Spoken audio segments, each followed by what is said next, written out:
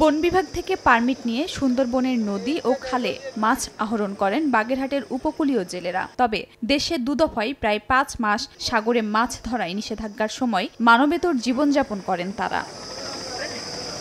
নিষেধাজ্ঞাকালে অন্য জেলায় জেলেদের খাদ্য সহায়তা দেয় সরকার। বাগেরহাটের উপকূলের জেলেদের এ সহায়তার আওতায় আনার জন্য ২০২৩ সালের ১৪ নভেম্বর বন মন্ত্রণালয় একটি তালিকা তৈরি করে।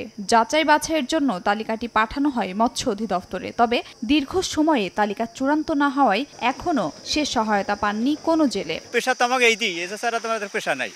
অনেক ৫ মাসে আমাদের মনে করেন দেনা দায়িত্ব অনেক দেনা হয়ে যায়, বাল বাচ্চা নিয়ে চলতে ফিরতে খুবই কষ্ট হয়। যখন মাছপোনা আমরা ধরি তখন আমাদের এই পেটটা চলে, আর যখন অবরোধটা হয় তখন আমাদের অনেক দুর্ভোগ হয়। অবন্য টাইমে আমরা এখন পর্যন্ত কিছু পাইনি, আগেও পাইনি, আর এখনো যে পাবো এর কোনো নিশ্চয়তা নাই। আমরা চাচ্ছি যেন যারা জেলেরা এই অবস্থান থেকে যে অন্তকে কর্মসংস্থানের ব্যবস্থাটা হোক।